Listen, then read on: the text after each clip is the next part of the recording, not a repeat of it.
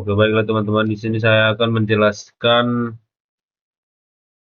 5 software yang akan saya buat pada install ulang di Windows 7. Dan yang pertama itu ada Driver Pack Solution, yang dimana setelah install ulang Windows 7, biasanya laptop belum bisa internet atau suara yang tidak keluar. Driver Pack membantu mendeteksi perangkat yang akan diinstal drive secara otomatis agar semua komponen laptop berfungsi normal. Dan yang kedua yaitu Google Chrome atau Mozilla Firefox. Software ini digunakan untuk browsing, download aplikasi, dan juga akses website.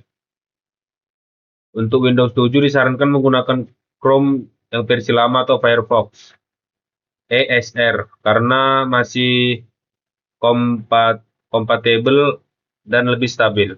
Yang ketiga yaitu ada Microsoft Office. Microsoft Office ini adalah software yang dibutuhkan untuk membuat dokumen laporan dan presentasi. Dan yang keempat yaitu ada antivirus, yang dimana antivirus ini berfungsi untuk sangat amat rentan, yang membantu pencegahan file berbahaya pada komputer. Dan yang kelima yaitu WinRAR, yang dimana banyak file hasil download masih berbentuk arsip, dan WinRAR atau 2zip yang bisa membuka dengan sangat mudah. Di sini saya akan menjelaskan salah satu contoh software yang saya download. Teman-teman, di sini saya akan memberikan contoh cara mendownload WinRAR. Di sini saya sudah mendownload Firefox-nya terlebih dahulu. Setelah itu saya klik, lalu diketik saja WinRAR, lalu enter. Di sini di bagian sini kalian klik, lalu di sini kalian klik download.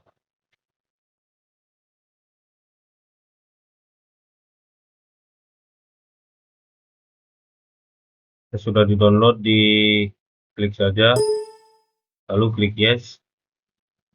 Ini kalian klik install,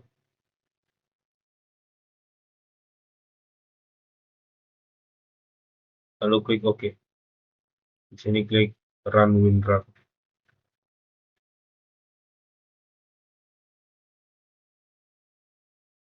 Coba di sini kita cari di sini WinRAR-nya. Di sini sudah ada WinRAR-nya.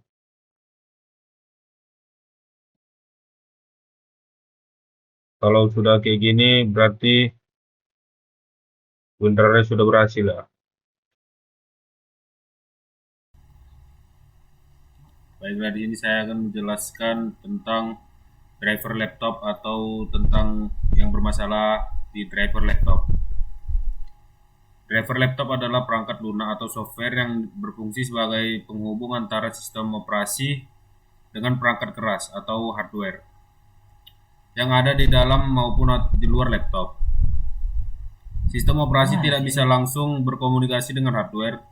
Oleh karena itu, dibutuhkan driver agar Windows dapat mengenali perangkat keras, memberi perintah ke perangkat, menerima respon dari perangkat tanpa driver.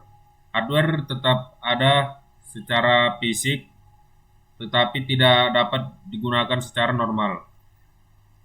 Fungsi driver pada laptop yaitu driver memiliki beberapa fungsi utama, yaitu menerjemahkan perintah sistem operasi menjadi bahasa yang dimengerti hardware, mengaktifkan dan mengontrol perangkat keras, menjaga kinerja hardware tetap optimal, mencegah error atau konflik antar perangkat. Di sini saya akan menjelaskan cara mengecek driver laptop bermasalah atau tidak. Di sini kalian pencet Windows dan X. Di sini kalian tekan aja di Device Manager, dan yang muncul seperti ini. Ketika ada kuning-kuning di bagian sini, itu tandanya driver Windows kalian bermasalah. Di sini laptop saya tidak ada masalah di drive Windows-nya. Baiklah teman-teman, di sini saya akan menjelaskan tentang pengertian partisi laptop dan cara memecahkannya. Pengertian partisi laptop yaitu proses pembagian suatu media penyimpanan yang menjadi bagian terpisah yang masing-masing dikenali sebagai sistem operasi sebagai drive tersendiri. Misalnya kita memindahkan drive C ke drive D atau dipecahkan ke drive E lagi. Dan caranya di sini yaitu di PC kita klik kanan lalu ke show more option, setelah itu ke manage, lalu setelah itu ke disk management. Nah, di sini data D-nya belum terpecah. Di sini kita akan pecah data D-nya. Kita klik kanan, lalu kita shrink volume. Lalu di sini kita tekan shrink aja.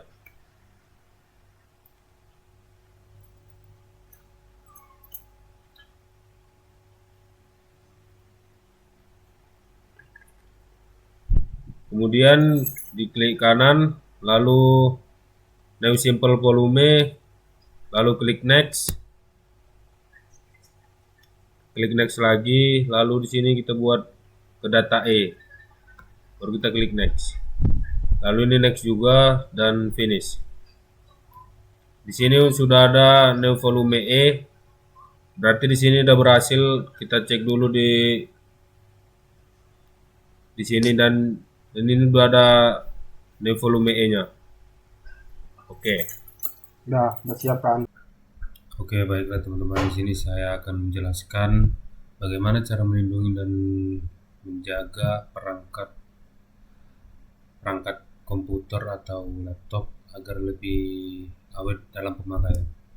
Nah, yang pertama yaitu rawat baterai dengan yang benar. Yang pertama itu caranya jangan sering pakai laptop itu di baterai 0%. Yang idealnya itu saat kita pengen nge-charge itu di baterai 20 sampai 30%. Dan yang kedua lepas charger kalau sudah baterai di 80 sampai 100%. Dan yang ketiga itu pakai charger asli atau kualitas yang bagus. Dan yang keempat jangan dipakai sambil dicas terus-terusan atau terutama laptop dan HP. Dan yang kedua yaitu jaga suhu perangkat, jangan dipakai di tempat panas atau lembab. Dan yang kedua yaitu laptop jangan ditaruh di bantal atau di kasur, letak laptop di bagian yang datar. Dan yang ketiga itu bersihkan kipas dan ventilasi yang secara berkala. Dan yang ketiga yaitu bersihkan secara rutin. Yang pertama yaitu lap layar dengan kain microfiber, dan yang kedua jangan semprot cairan ke layar, dan yang ketiga bersihkan keyboard dan port USB atau charger dari debu. Dan yang keempat yaitu lindungi fisik perangkatnya pakai casing, sleeve atau tas khusus. Dan yang kedua hindari jatuh, terbentur, dan ketindihan. Dan yang ketiga yaitu jangan taruh benda berat di atas laptop seperti tertimpa atau yang lainnya. Dan yang kelima itu jaga keamanan software, pasang password, PIN atau fingerprint yang mudah diingat. Dan yang kedua install aplikasi hanya dari sumber resmi. Dan yang ketiga itu gunakan antivirus terutama di laptop. Dan yang keempat rutin update sistem dan aplikasi. Kemudian yang keenam kelola penyimpanan dan data.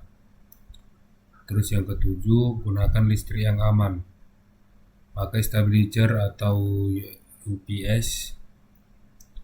Yang kedua hindari colok charger di listrik yang tidak stabil. Kemudian yang ke-8 yaitu matikan jika laptop tidak digunakan. Mungkin segitu aja cara menghindari laptop atau komputer